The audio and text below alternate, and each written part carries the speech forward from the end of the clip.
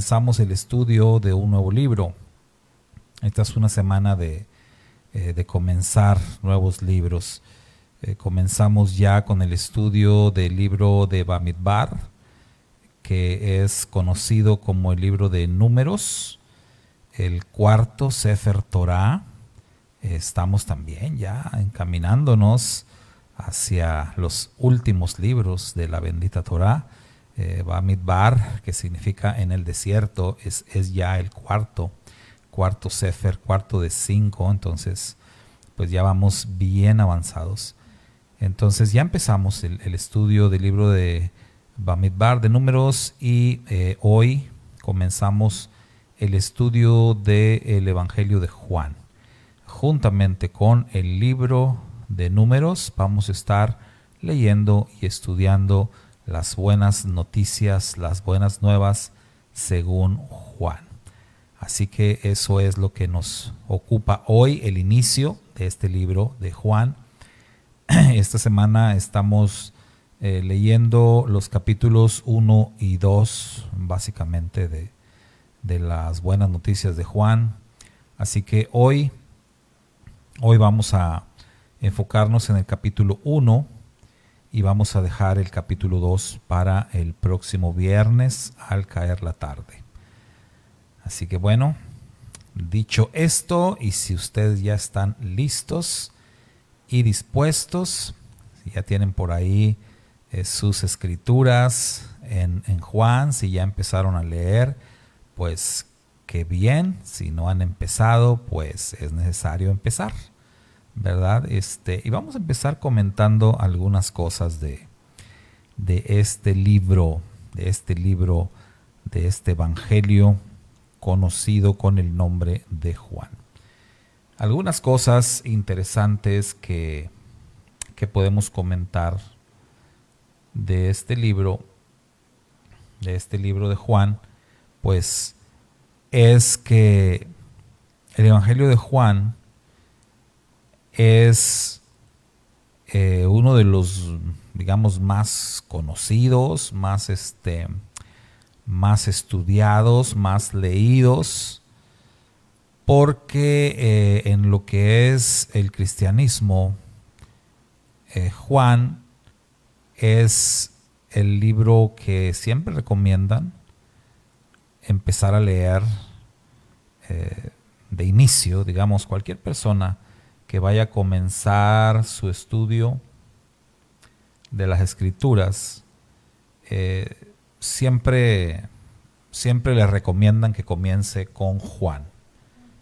Esto siempre va a ser así. Entonces, por esa razón, pues Juan se convierte en uno de los libros de la Biblia más leídos, más conocidos. Y hay que decir que Juan, una vez escuché a un maestro decir que Juan suele ser un libro muy sencillo, o sea, escrito de una manera muy sencilla en su narrativa de las cosas. Sin embargo, es también el libro más profundo. O sea, de los evangelios, digamos, es el más profundo, el más complejo, desde una perspectiva teológica. Y sí, vaya que lo es.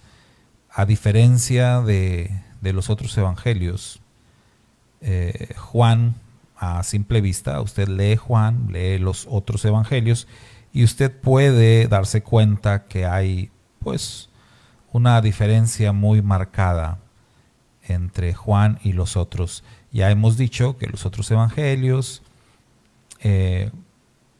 están, digamos, enfocados básicamente en lo mismo, en relatar la vida pública de nuestro Mashiach, Yeshua. Marcos fue el primero que escribió. Mateo pues toma todo lo que Marcos escribió, le agrega algunas cosas. Lucas hace lo mismo, toma de Marcos, toma de Mateo, agrega a otras cosas más. Es decir, Lucas es como que un poco más completo, pero el enfoque de cada uno es distinto porque va dirigido a diferentes tipos de audiencias, aunque están narrando las mismas cosas. Pero Juan es el último que se escribe de los cuatro. Entonces, cuando Juan escribe, ya los otros evangelios estaban, y Juan pues quiso plasmar un mensaje o un enfoque distinto respecto a la vida y ministerio del Mashiach Yeshua. Y bueno, más allá de que Juan lo quiso, creo el Eterno lo quiso así. Y entonces el Evangelio de Juan tiene un enfoque que para muchos teólogos, sobre todo teólogos cristianos, el Evangelio de Juan está enfocado en demostrar la divinidad de Yeshua. O sea, demostrar la divinidad de Yeshua. Como que ese es el enfoque de este evangelio, según muchos teólogos, según muchos estudiosos de las Sagradas Escrituras. Y desde el principio mismo del evangelio, destacan esto, y ahorita que empecemos a comentar el primer verso con el que abre Juan, pues vamos a ver por qué, ¿verdad? ¿Por qué precisamente los estudiosos, los teólogos dicen que este evangelio, su enfoque es demostrar la divinidad de Yeshua? Bueno, otra cosa que podemos comentar de este evangelio, además de sus diferencias con los otros evangelios, sobre el escritor.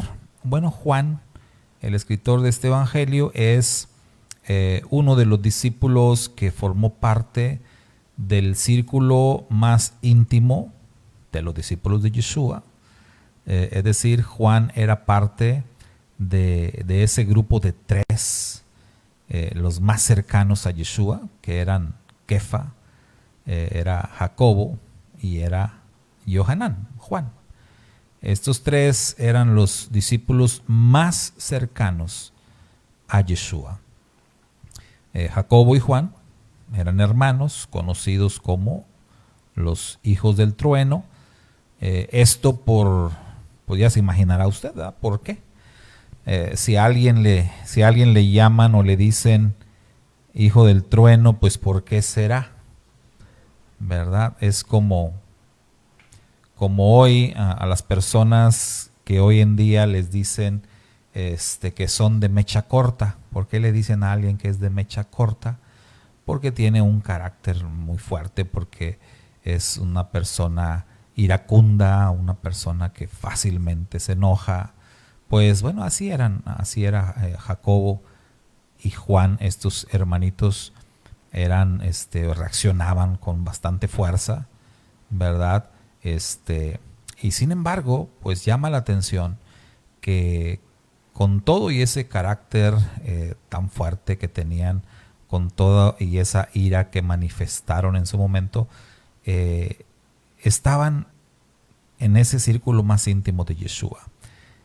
Y si observamos al tercero que completaba el círculo, que era Kefa, Pedro, pues decimos acá en México, no cantaba mal las rancheras, ¿verdad? Pedro también tenía un carácter bastante fuerte en ese sentido. Y bueno, esto es como para la reflexión, ¿no? ¿Por qué Yeshua se rodeó en su círculo más íntimo con personas que tenían un carácter tan fuerte y que tendían incluso a la violencia, ¿no? ¿Por qué? Pero bueno, ese no es el tema de hoy, ya lo comentaremos o lo platicaremos en otra ocasión. Pero lo cierto es que estos tres personajes fueron el círculo más íntimo, los más cercanos a su majestad Yeshua. Y aunque de estos tres, Pedro fue, digamos, el elegido por Yeshua para ser el principal de los discípulos, para ser el guía de sus hermanos. Es decir, Pedro era como el segundo de a bordo. Es decir, al no estar Yeshua, Pedro se quedaba a cargo, ¿sí? Así lo podemos entender. Sin embargo, Juan, a pesar de ser el más joven de todos los discípulos, sobre todo hablando del grupo selecto de los 12, conocidos como los 12 apóstoles, Juan era el más joven de todos ellos. Incluso Juan era como la mascota del grupo. Sí, quizás se oiga mal, pero era como la mascota del grupo, ¿no? Como el consentido del grupo, y no solo del grupo, ya que las mismas escrituras dan testimonio de Juan, refiriéndose a él como el discípulo amado. ¿Amado por quién? Pues por Yeshua. Es decir, que no solamente era el consentido del grupo, era el consentido de Yeshua, y algunos comentaristas dicen que la razón era pues por lo mismo de que Juan era el más joven, y entonces como eso como que lo hacía el consentido. Se describe a Juan como el que se recostaba sobre el pecho del maestro, de Yeshua. Y bueno, estos detalles tenía en su momento, o tuvo en su momento, Yohanan.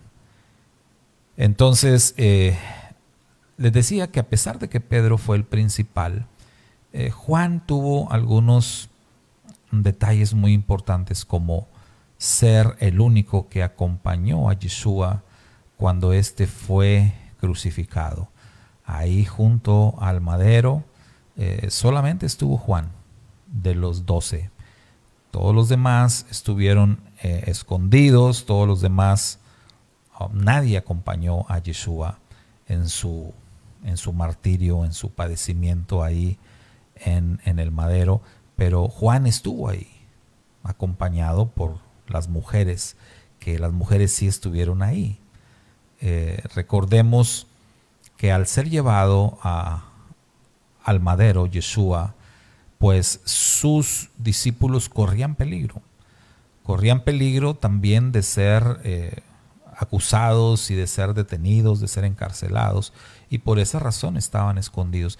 Pero en ese sentido, Juan fue muy valiente, porque él no le importó eso y él estuvo allí. Entonces es importante destacar esto de Juan, es decir, no solamente tenía un mal carácter, o no solamente tendía hacia la violencia, tenía cosas buenas, por supuesto, y por eso el maestro lo eligió como uno de sus principales. Bueno, este era Juan. Y no solamente Juan escribe este evangelio, tenemos en las escrituras 3 cartas también que llevan su nombre, primera, segunda y tercera de Juan, y se le atribuye también el libro conocido con el nombre hebreo de Itgalut, griego Apocalipsis, español Revelación. ¿Sí? También se le atribuye a Juan, aunque hay algunos que afirman que es un Juan diferente el que escribe el Apocalipsis. Pero bueno, ese tampoco es el tema de hoy. Aquí vamos a decir que el consenso general le atribuye a Juan, el discípulo amado, la autoría también del Apocalipsis. Bueno, este es Juan entonces el que escribe este evangelio que lleva su nombre, y que decíamos, para muchos el propósito que está pues no escondido, sino el propósito que está plasmado en muchas formas en este evangelio es demostrar la divinidad de Yeshua. Ahora, vamos a empezar nuestro comentario de este evangelio, y vamos a comenzarlo diciendo, vamos a dar por sentado que sí, que efectivamente el propósito principal de Juan sea demostrar la divinidad de Yeshua. Aquí hay que hacer una aclaración importante. Que Yeshua, que su majestad Yeshua sea divino, no necesariamente implica que Yeshua sea Hashem, es decir, que Yeshua sea el Padre. ¿Sí? De entrada hay que decirlo. Hay muchísima gente, sobre todo en el cristianismo, pero también en el mesianismo, hay que decirlo. Hay muchísima gente que cree firmemente que el Eterno, es decir, el Padre, el Creador del universo, y Yeshua son el mismo. O sea, que es el mismo, que es uno solo, que no son dos, que es uno solo. En el cristianismo creen en una Trinidad, ¿verdad? La mayoría. En el mesianismo hay algunos que todavía siguen creyendo en una Trinidad. Otros no, creen o han entendido, como lo señalan las Escrituras, que el Espíritu y obviamente el Padre, pues estamos hablando del mismo. No hay ahí dos entidades, sino el Padre es Espíritu. Pero respecto al Mashiach Yeshua, pues sí creen en el Padre y en el Hijo, pero creen que el Padre y el Hijo son la misma persona.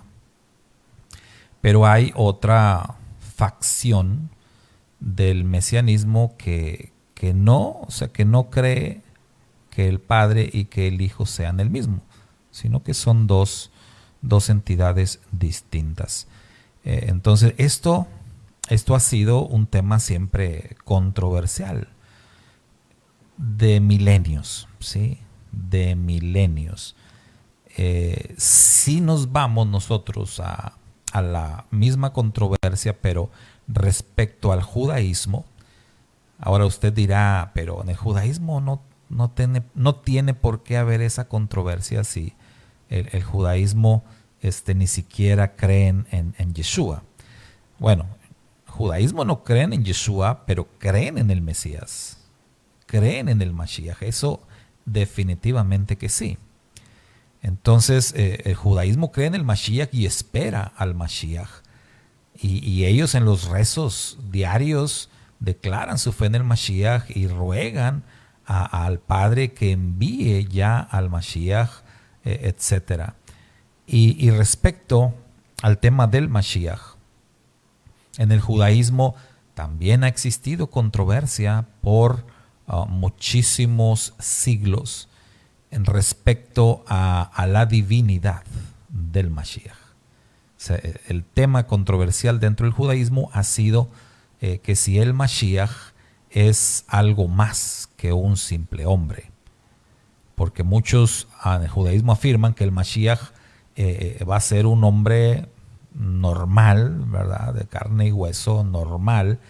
Sin embargo, por siglos se discutió eso también en el judaísmo y muchos en el judaísmo en su momento creyeron en un Mashiach divino. Y de hecho en el Talmud hay muchos también escritos acerca del Mashiach, muchas interpretaciones que hablan del Mashiach y que hablan del Mashiach como un ser divino, que hablan del Mashiach como un ser preexistente. Es decir, muchas de las cosas que se sostienen en el cristianismo respecto a la preexistencia del Mashiach Yeshua también fueron en algún momento afirmadas y sostenidas por el judaísmo. Porque si no, pues ¿de dónde lo tomó el cristianismo? ¿Sí? Entonces siempre ha habido esa controversia, siempre ha existido acerca la discusión o el debate acerca de si el Eterno tiene un mediador o no. O sea, la discusión o controversia, polémica, como se le quiera llamar, de muchos siglos en el judaísmo fue si el Eterno, el Creador del universo, tenía o usaba un mediador o no. Esa fue en su momento la gran discusión. Más o menos como en el siglo X más o menos como en el siglo X de la era común, fue cuando, digamos, hubo un cambio y se estableció el judaísmo más radical como lo conocemos hoy día. Y donde se estableció este judaísmo radical con Maimónides encabezando este movimiento, en donde ya la declaración de que el Eterno es uno y único y que no usa intermediarios ni nada de eso, esto surgió en el siglo X, ¿sí? Porque hemos comentado en algunas ocasiones respecto a cómo han surgido doctrinas cristianas, ¿verdad? Digamos de manera reciente, de manera tardía. Hemos hablado de esto y es justo decir que en el judaísmo también ha ocurrido lo mismo, han ocurrido cosas así. Entonces, esta doctrina así de fuerte, así de radical respecto a la unicidad del Eterno, porque yo creo que todos los que estudiamos raíces hebreas hemos escuchado constantemente, porque nos gusta leer o escuchar enseñanzas judías, y hemos escuchado constantemente acerca de la unicidad del Eterno, la unicidad de Hashem. El Eterno es uno y único, y el Eterno no usa intermediarios, etc. Entonces, eso, repito, surgió en el siglo X de la era común. Antes de eso, la postura del judaísmo no era así. Siglos atrás, y para ser todavía más exactos, en la época de Yeshua, no tenían esa postura así de radical.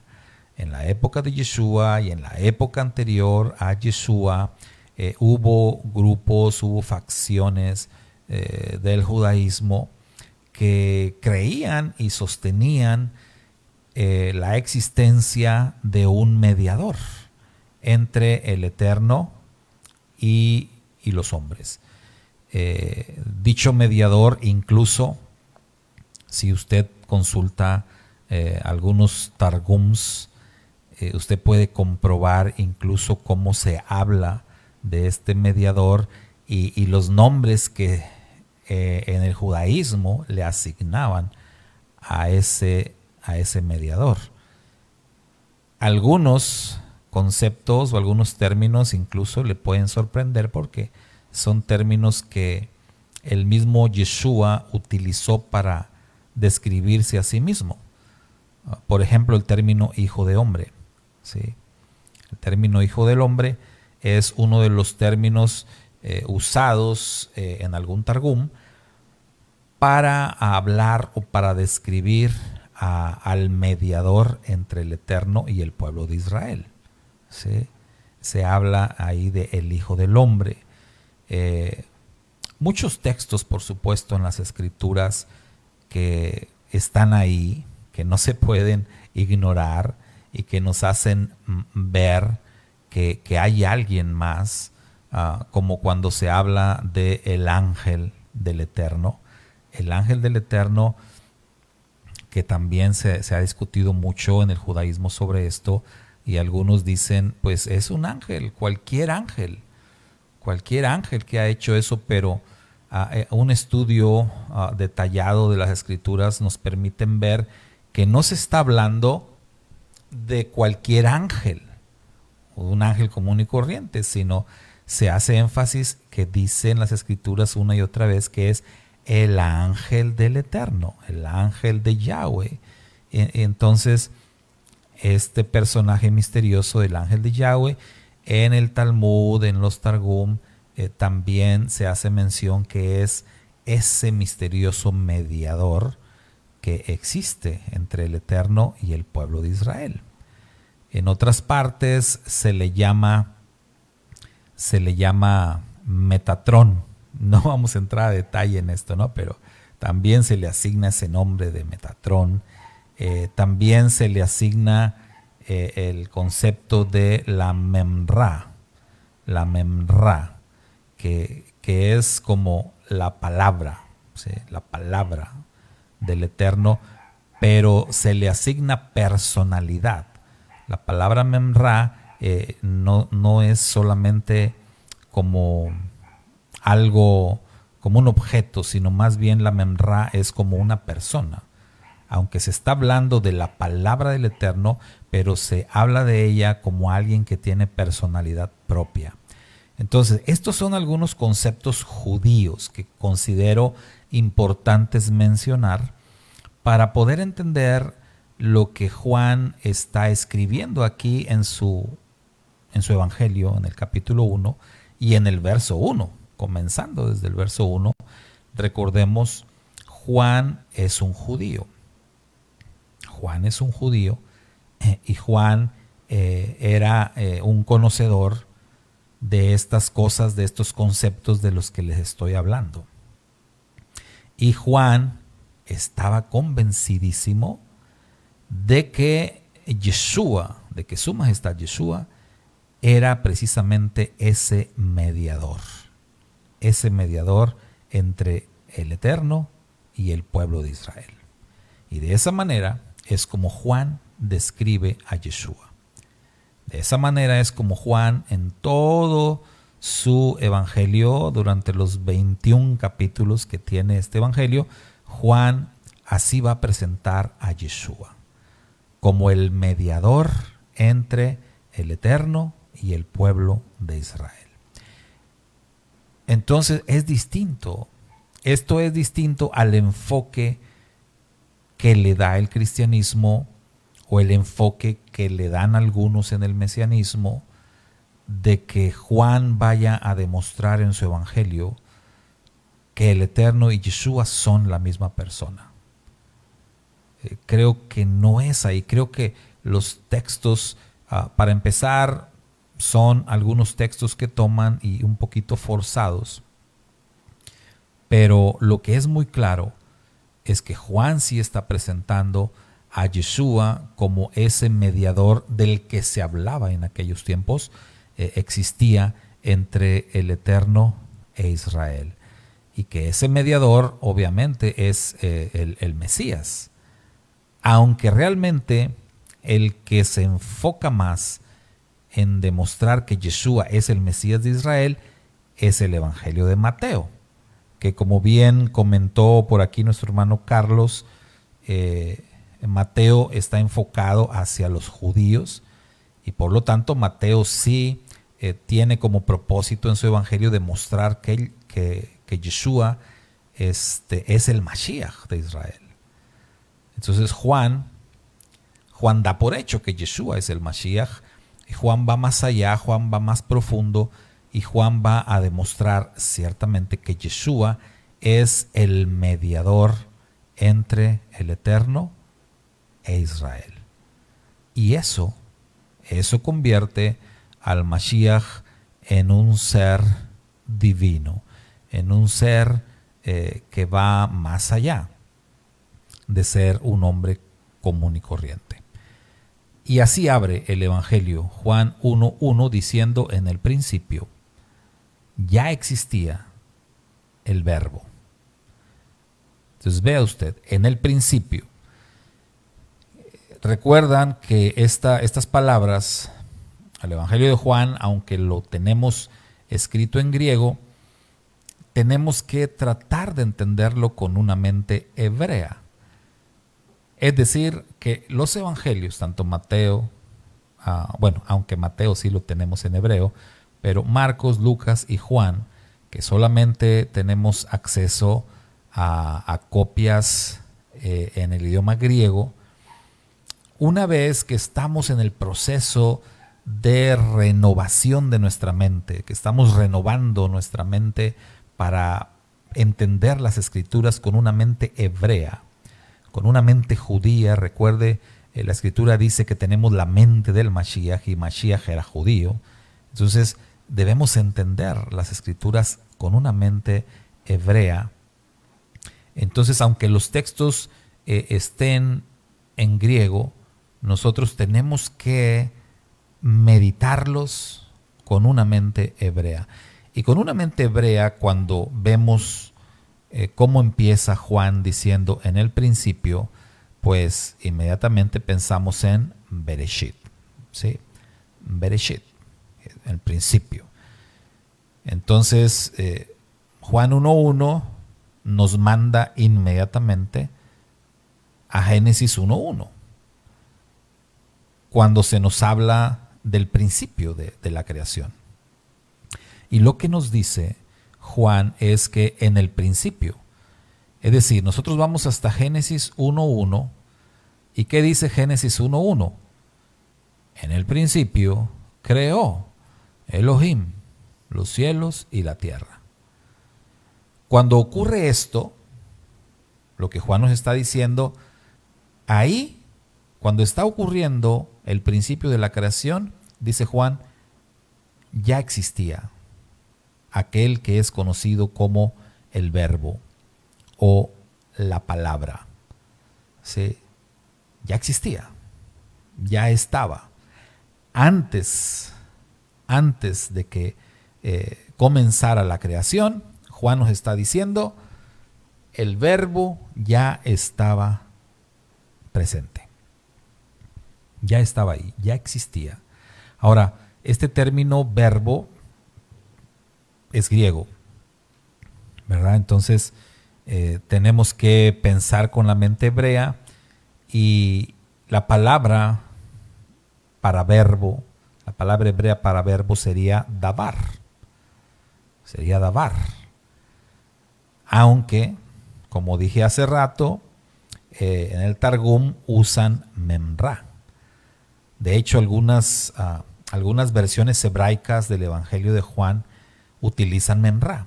O sea, dicen, en el principio era la memra. Utilizan ese término.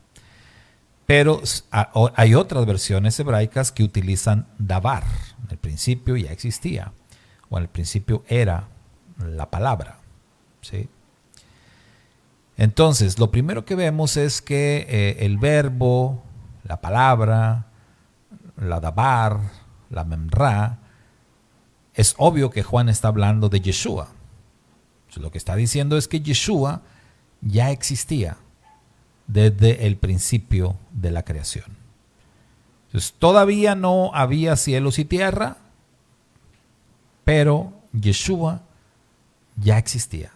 Entonces, eso es lo primero que nos está diciendo Juan. El Mashiach mismo hará esta afirmación en este Evangelio de Juan, lo veremos en su momento cuando lleguemos a ese capítulo, cuando el Mashiach dijo, antes que Abraham fuese, yo soy. ¿Sí? Tremenda declaración del Mashiach. Entonces vamos a ver muchos textos en este Evangelio de Juan que van a demostrar la divinidad del Mashiach, que van a demostrar que el Mashiach es el mediador entre el Eterno y el pueblo de Israel. Repito nuevamente, el hecho de que el Mashiach sea divino no implica que el Mashiach sea el Padre, sea el Eterno. Ya lo estaremos viendo. Pero aquí de entrada vemos el Mashiach, Yeshua, ya existía desde antes de la creación. Y luego la siguiente declaración dice, y el verbo, o sea, Yeshua, estaba con Elohim, con Dios.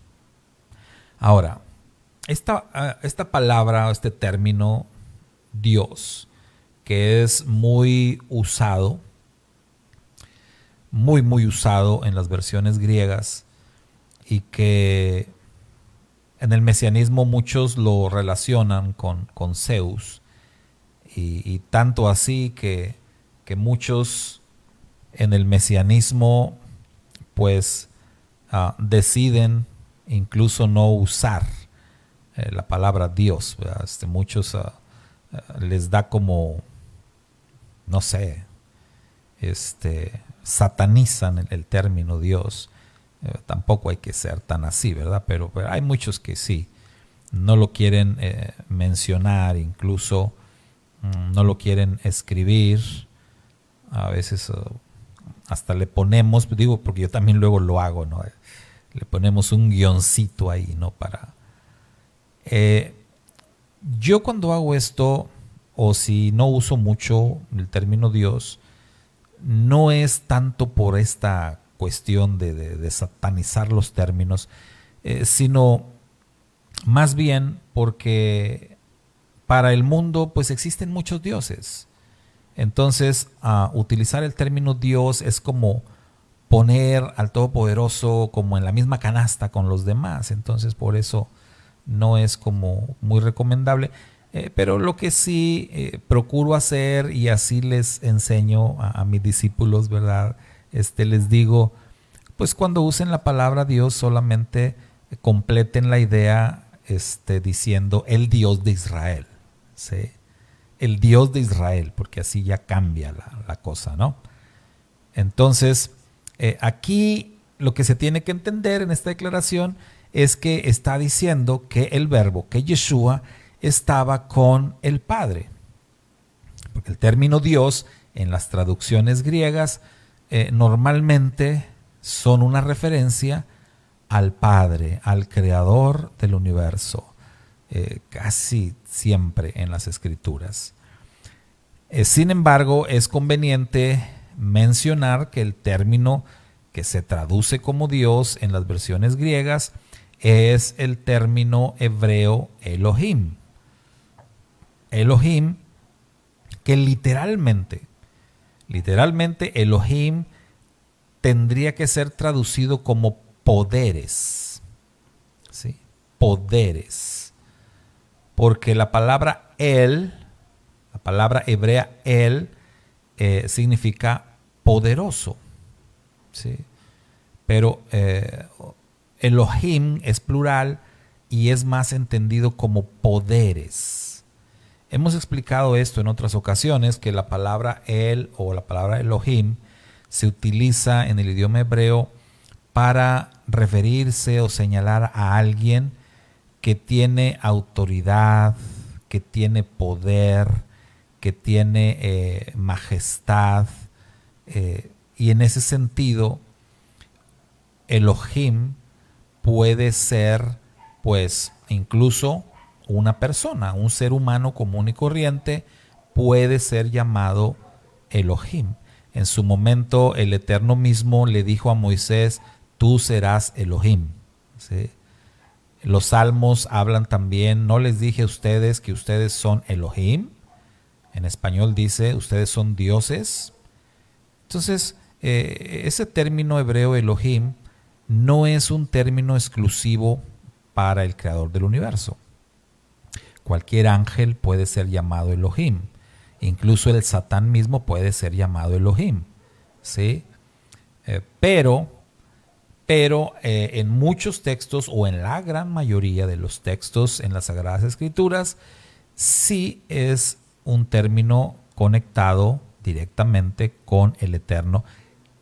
Juan 1.1 es el caso en donde se está hablando del Creador del universo.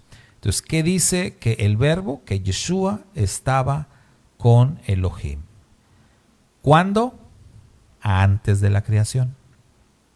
¿Sí? Antes de la creación. Yeshua ya estaba con Elohim, con el Padre. Y la tercera declaración es la que hace la controversia de los siglos, ¿no? Cuando dice, y el verbo era Elohim, ¿sí? Y el verbo era Elohim, y el verbo era Dios. Entonces, esa frase es la que causa la gran polémica de que si Yeshua y el Padre entonces son el mismo. Cuando a mí me preguntan sobre eso, yo siempre doy la misma respuesta y yo les digo, porque a mí me preguntan directamente, hermano, ¿y cuál es su postura? ¿Qué es lo que usted cree respecto a ese asunto? ¿Cree usted que el Padre y el Hijo son la misma persona?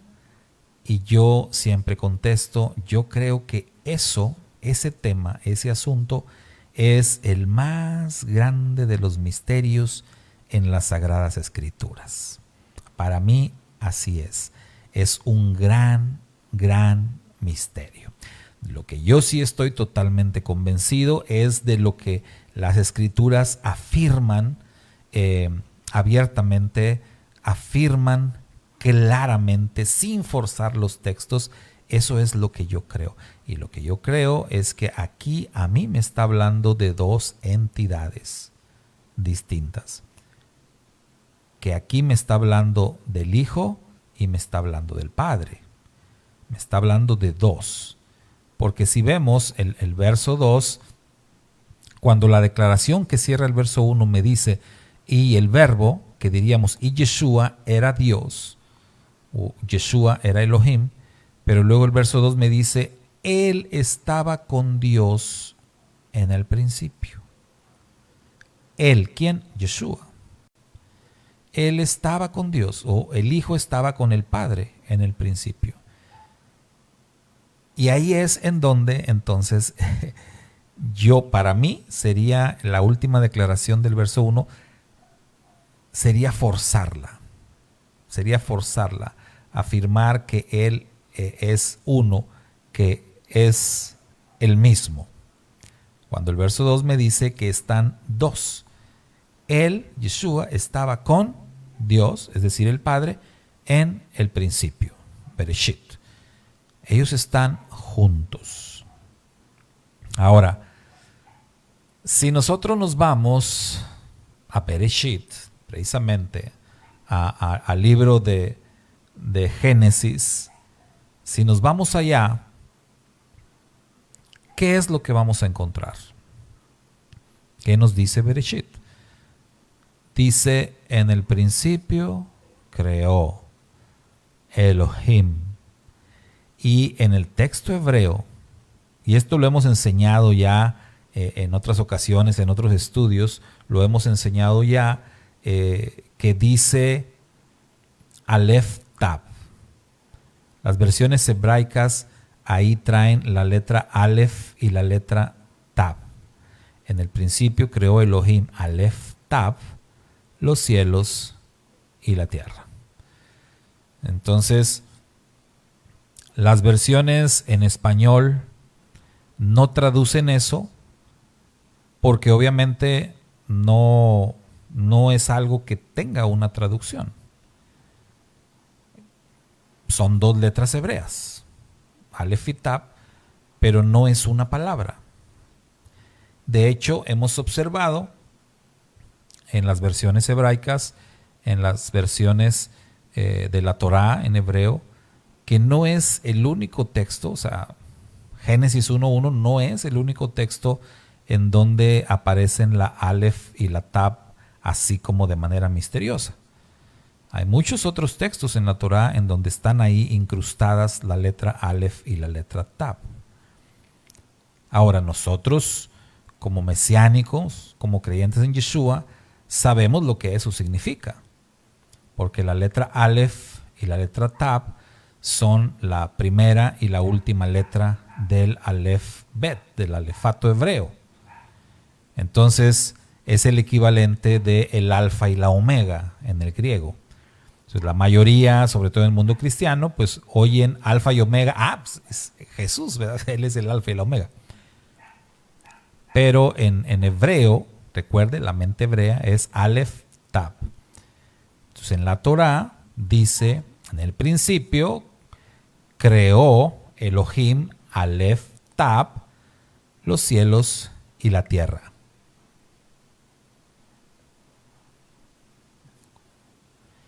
En el principio creó Elohim Aleph Tab los cielos y la tierra. ¿Por qué es importante? ¿Por qué es importante eso? Bueno, porque en ese verso de Génesis 1.1, esas letras, Aleph Tab, que no se traducen o que no se incluyen en las versiones en español, están señalando a una persona en específico. están señalando a una persona en específico que llevó a cabo la creación. ¿Sí? Juan nos dice que Yeshua estaba con Dios en el principio. Que Yeshua estaba con Dios, con el Padre en el principio, es decir, en la creación. Y otros textos de las Escrituras nos ayudan a entender esto mejor y nos hacen la afirmación de que Yeshua fue quien creó todas las cosas, porque por medio de Él y para Él fueron creadas todas las cosas, dicen las Escrituras. Entonces, ¿cómo se entiende esto? Bueno, vemos que en Génesis se hace un énfasis, cuando se habla de la creación, se hace un énfasis de que el Eterno todo lo creó por medio de su palabra. Entonces dijo Dios, sea la luz, y fue la luz. Y dijo Dios, sea esto, sea aquello, fórmese esto, fórmese aquello. Dijo, el énfasis está en que el Eterno creó todas las cosas con el poder de su palabra. Entonces recuerde, la palabra poder está relacionada con Elohim. Y la palabra es Yeshua. La palabra es Yeshua, la davar, el verbo, la memra, es Yeshua. Es decir, el Padre daba la orden y el Hijo ejecutaba la orden. Y así se hicieron las cosas en la creación. El Padre, el gran diseñador, el creador del universo, dando las instrucciones, y el Hijo ejecutando todo lo que el Padre le decía. Y es así cuando Yeshua vino acá a la tierra, su primera venida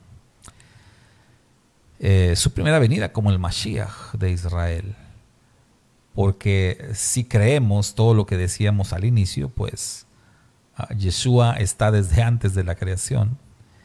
Y Yeshua, siendo la imagen del Dios invisible, ya se había manifestado a muchas personas a través de los tiempos. Pero no como Yeshua, no como el Mesías de Israel, sino como el ángel de Yahweh, como la Memra, ¿sí? Como el mediador, como aquel que da a conocer, como la imagen del Eterno. Así es como Yeshua se había manifestado. Pero en su primera venida, cuando Él caminó acá sobre la tierra durante su ministerio, y sobre todo en este Evangelio de Juan, Yeshua va a hacer ver que Él todo lo que hace es cumplir con la voluntad del Padre. Yeshua va a decir cosas como: yo nada hago por mí mismo. Todo lo que yo hago lo hago porque el Padre me ordena que lo haga. O sea, yo no hago mi voluntad, yo hago la voluntad de aquel que me envió. Yo cumplo con la voluntad del Padre. Toda mi agenda, todo mi itinerario, absolutamente todo, con todos los detalles, yo los hago porque el Padre así me ha ordenado que lo haga. Y el Padre me ha dado el poder para hacerlo, decía su majestad Yeshua. Entonces, Yeshua, a través de todas estas cosas que Él compartió en su momento, Él nos está dando ese mensaje. Él nos está diciendo: yo soy el mediador. Yo soy el mediador. Yo soy el que vino a cumplir con este ministerio.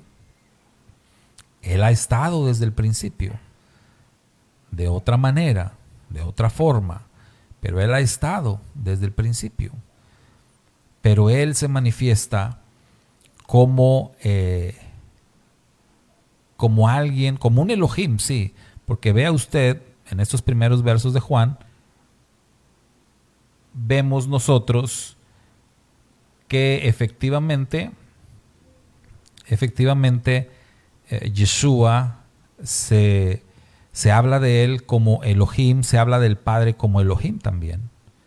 Por eso decíamos que la palabra en español es poderes, en plural. Y es una palabra o un término que se le puede asignar al Padre y que se le puede asignar también al Hijo. Es decir, el Padre es Elohim, el Hijo también es Elohim. Pero eso no quiere decir que son la misma persona. Este es un concepto que vamos a estar viendo constantemente en nuestro estudio, en nuestra aventura en este Evangelio de Juan. Mire, aquí está lo que comentábamos, ¿no? Verso 3. Por medio de él, ¿de quién está hablando? De Yeshua. Por medio de él, todas las cosas fueron creadas. Sin él, nada de lo creado llegó a existir. Sin él. Esta expresión sin él, es decir, nos está aclarando que el Padre, el creador del universo, no hizo nada de la creación sin tomar en cuenta al Hijo o sin incluir al Hijo. Ya vimos que otros textos nos dicen cómo fue la dinámica de la creación. El Padre diseñó, digamos, el Padre es como el arquitecto, para usar términos así modernos, ¿no? Diríamos el Padre es el arquitecto y el Hijo es el ingeniero, para que me entiendan, ¿no? Entonces el Hijo ejecutó la obra. En él estaba la vida, y la vida era la luz de la humanidad, dice esta versión. Otra dice en él, y la vida era la luz de los hombres. Vamos a ver que en este Evangelio de Juan se va a hablar mucho del Mashiach, se va a hablar mucho del Mashiach como la luz, se va a hablar mucho del Mashiach como la vida. Y vamos a darnos cuenta que estos conceptos son asignados al Padre, porque el Padre es el dador de la vida. Pero nos vamos a encontrar con que el Hijo también es dador de vida. Vamos a darnos cuenta que se dice del Padre Eterno que el Padre es luz y que no hay tinieblas en el Padre Eterno. Pero vamos a ver en este Evangelio de Juan que se habla de Yeshua como la luz del mundo. Él es la luz que vino desde el cielo a la tierra.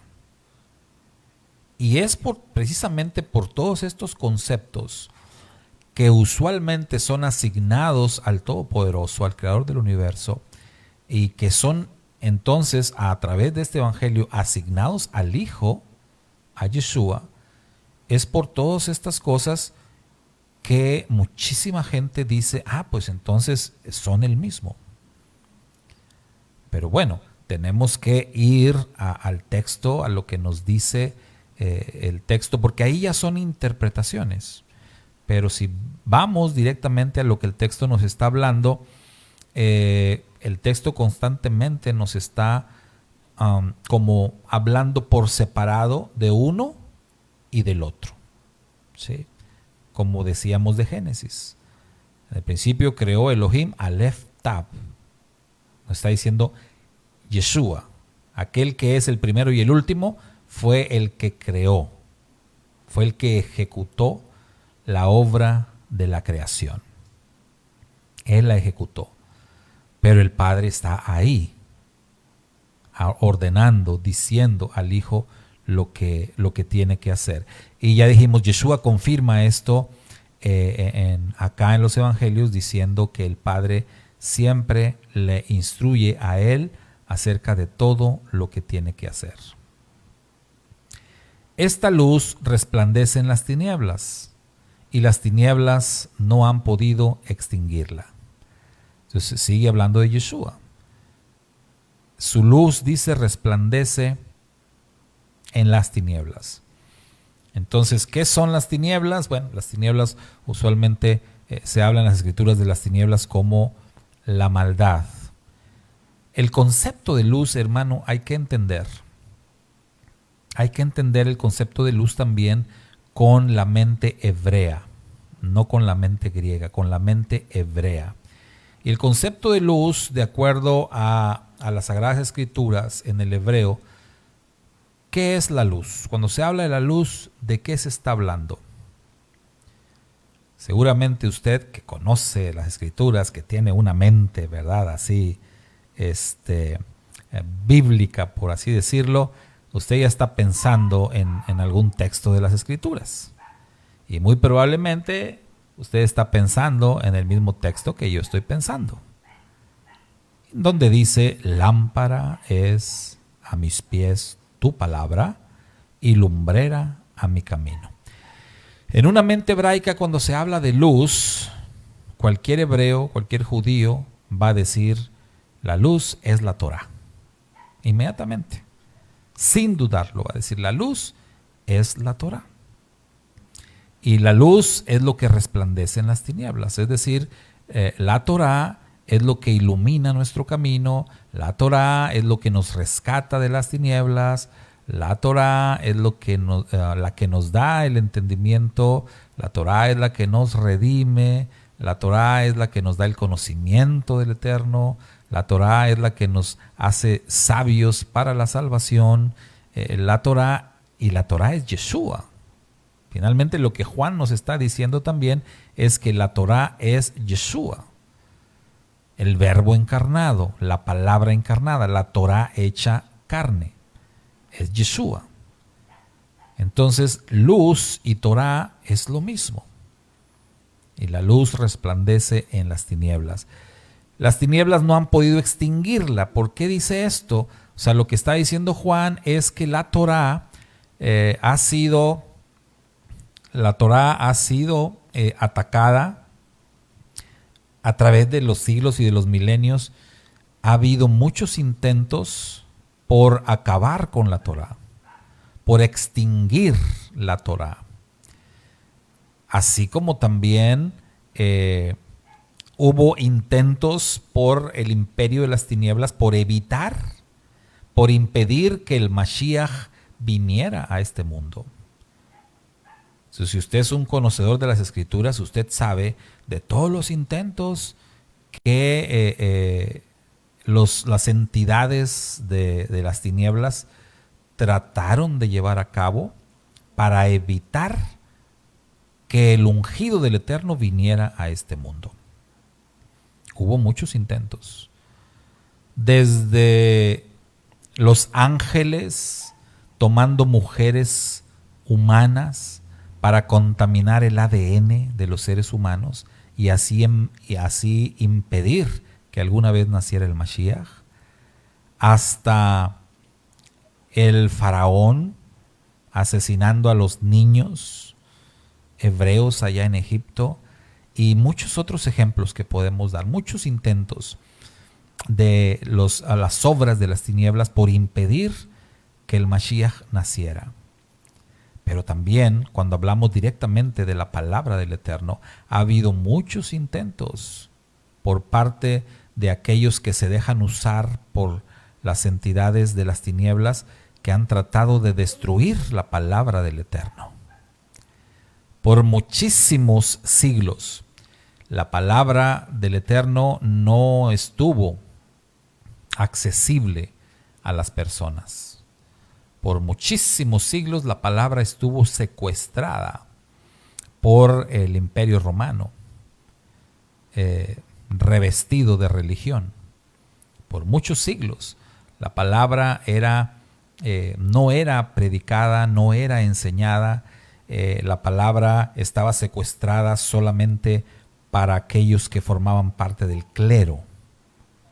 Pero gracias al Padre Eterno, que utilizó personas para rescatar su palabra y para que empezara a haber traducciones y que la palabra fuera accesible. Hoy los tiempos son muy distintos y hoy tenemos acceso a la palabra del Eterno en muchísimas versiones distintas. Gloria al Eterno por ello.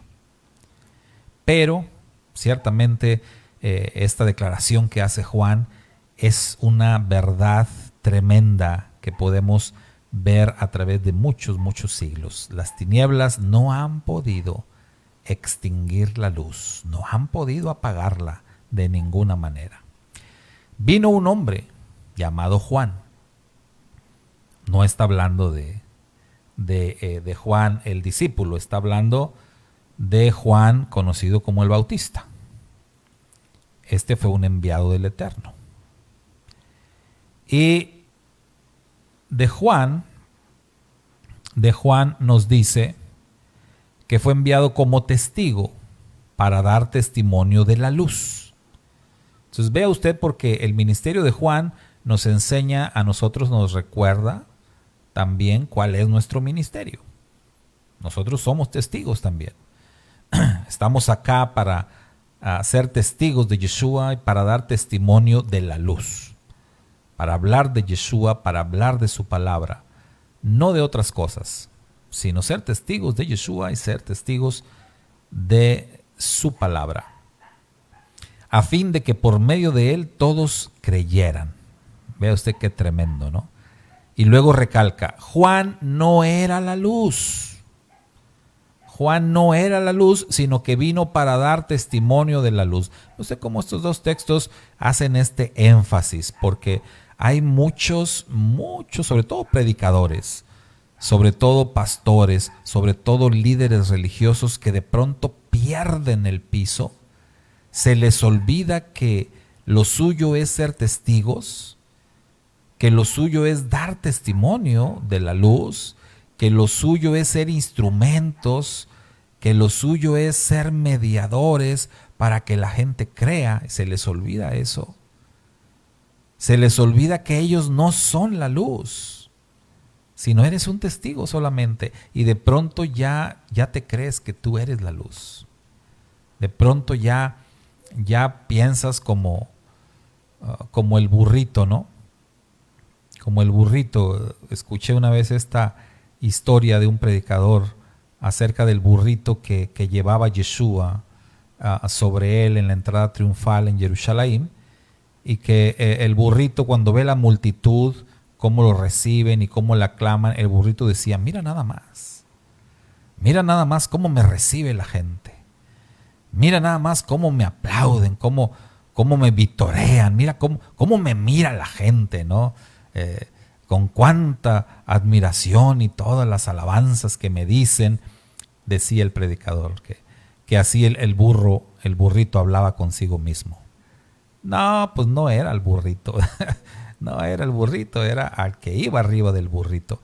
Y decía este predicador en su mensaje, en su oración al Eterno, le decía, permíteme ser ese burrito, dame la oportunidad de ser ese burrito que lleva sobre sus lomos al Mashiach, a Yeshua, y para que él pueda ser aclamado. Porque eso somos instrumentos. Y por eso estos versos hacen este énfasis. Y dice, Juan no era la luz.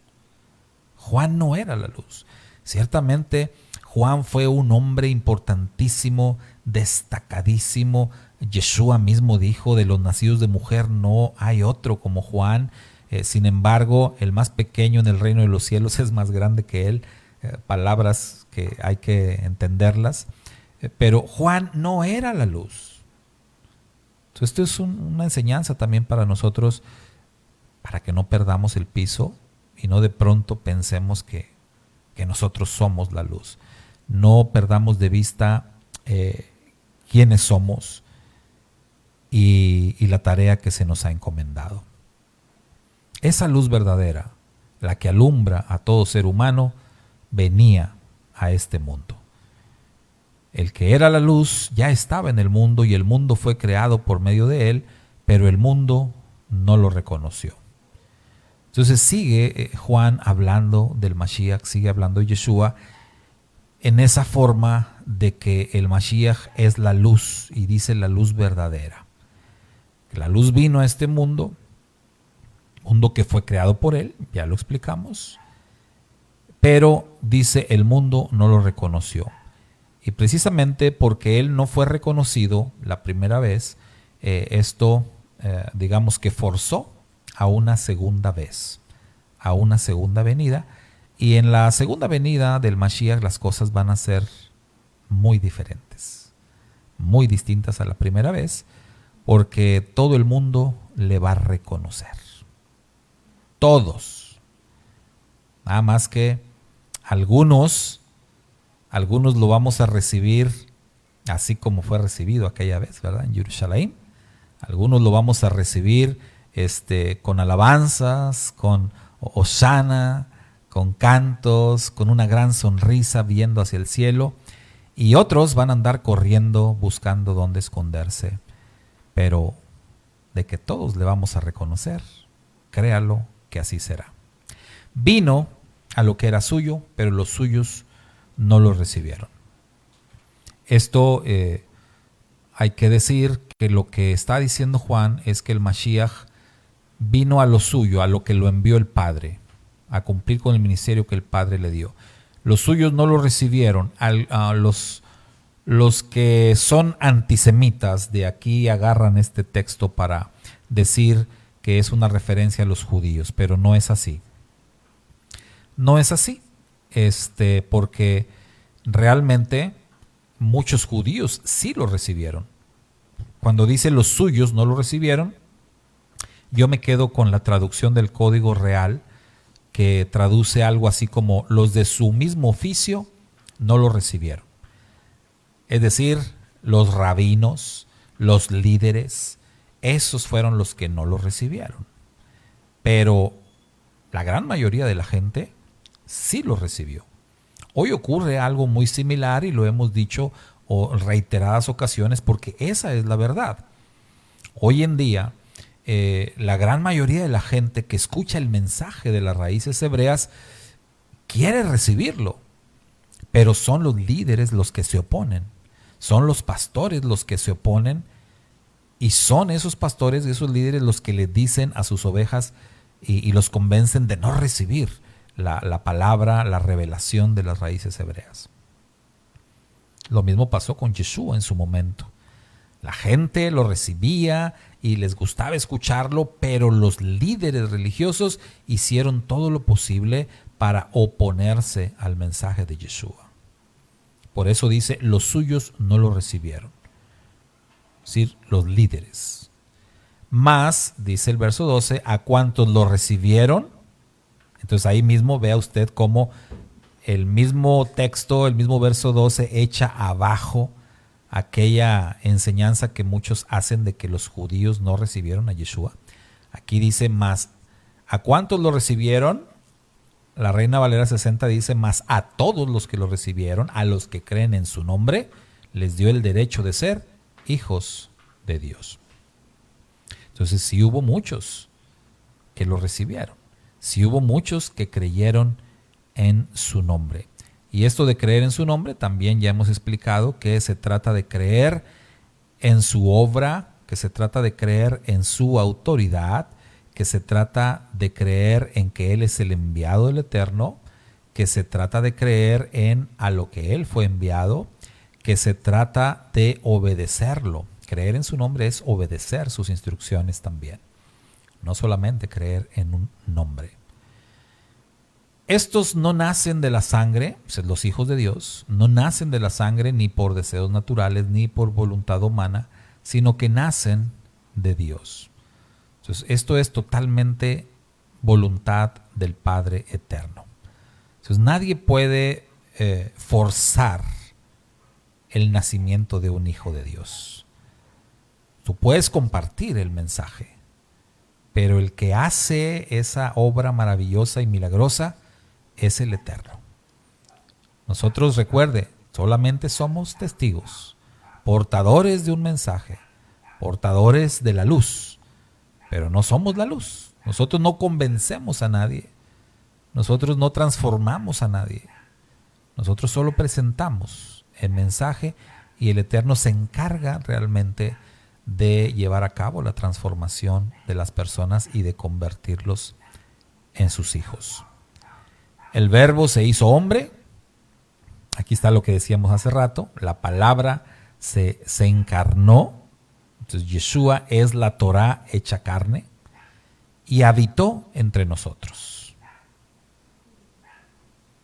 habitó. Fíjese, el término habitar, que tiene un asterisco aquí en esta versión, el término habitar es conectado con la palabra hebrea Mizcán. La palabra hebrea Mizcán, que se traduce como tabernáculo. Entonces hay otras versiones que dicen, y levantó su tabernáculo entre nosotros, o construyó su tienda entre nosotros.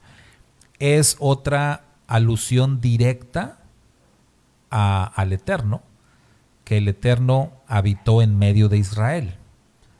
Justamente en este libro de Bamidbar que estamos estudiando, que comenzamos su estudio esta semana, se nos habla de cómo el Eterno dio instrucciones para que se organizaran los campamentos de Israel y quedaran organizados por tres tribus por cada lado, teniendo 4 lados o 4 campamentos, las 12 tribus divididas así en 4 campamentos de 3 tribus cada una, y justo en medio iba a quedar el Mizcán. O sea, el Eterno habitando en medio de su pueblo. Cuando dice acá que Yeshua se hizo hombre y habitó, esa palabra de habitó es la misma que se usa en la Torá para señalar que la presencia del Eterno estaba en medio de Israel. Y luego dice, y hemos contemplado su gloria, la gloria que corresponde al Hijo unigénito del Padre, lleno de gracia y de verdad.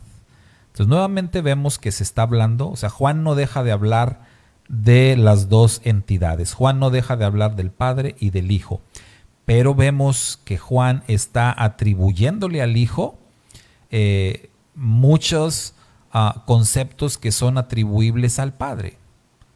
Repito, no es que nos está diciendo que el Padre y el Hijo son el mismo, pero nos está diciendo que las características de ambos son iguales.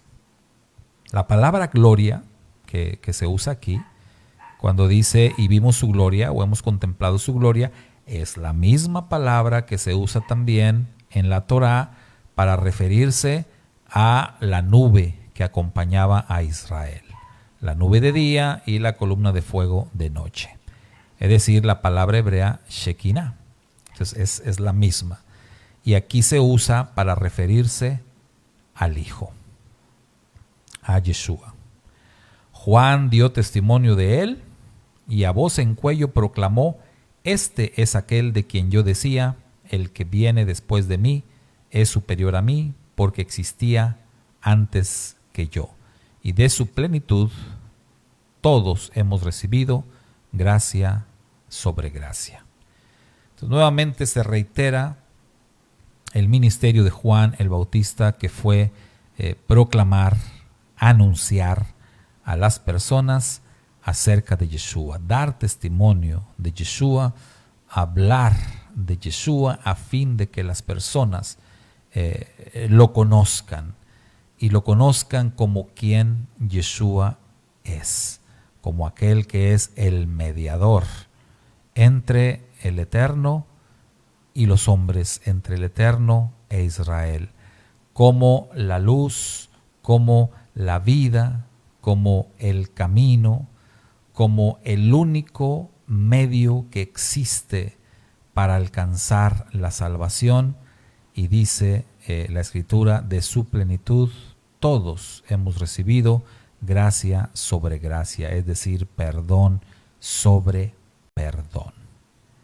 Entonces, de esta manera es como el Evangelio de Juan comienza hablándonos acerca de Yeshua y atribuyendo a Yeshua muchas características que eran entendidas solamente como características del Padre. Pero Juan las presenta, esas mismas características, en el bendito Hijo, en el Redentor, en el Mashiach. Este entonces, mis hermanos, va a ser el tema, esta va a ser la constante que vamos a estar viendo en el Evangelio de Juan. Entonces recuerde usted y no pierda de vista, es algo que vamos a estar hablando durante toda nuestra travesía por este Evangelio.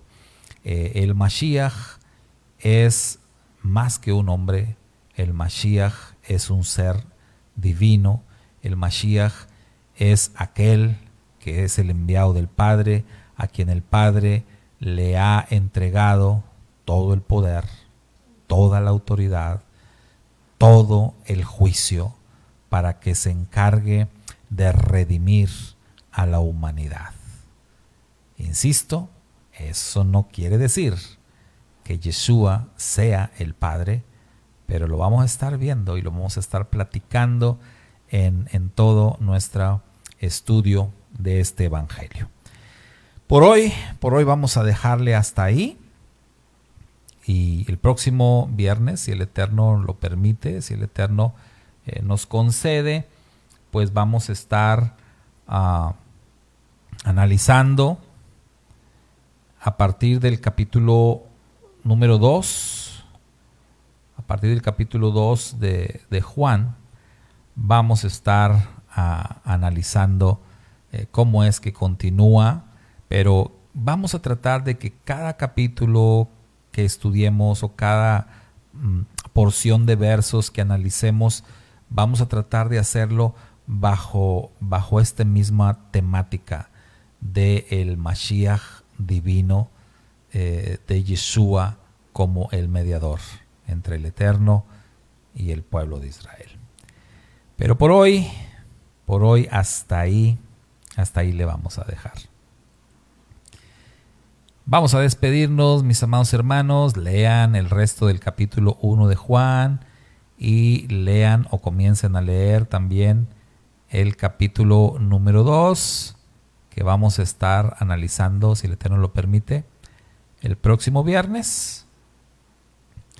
Y por hoy, pues, nos despedimos. Que el Padre Eterno sea con ustedes. Que el Padre les regale una bonita noche. Recuerden seguir con el conteo del Omer. Ahorita ya cayó la noche, ya podemos decir que estamos en el día número 40 en la cuenta del Omer. Día número 40, ya estamos a nada, ¿verdad? A nada prácticamente de llegar a la santa convocación de Shavuot. Así que estemos preparándonos para esta santa convocación, para celebrarla. Recuerde, las santas convocaciones son ordenanzas que el Padre nos ha dejado para que las celebremos. Así que, ¿listos para Shavuot? Espero que sí. Espero que así sea. Los que puedan acompañarnos de manera física a la celebración que tendremos acá, pues bendito el Eterno. Y si no, pues acompáñenos virtualmente para esta santa convocación de Shavuot.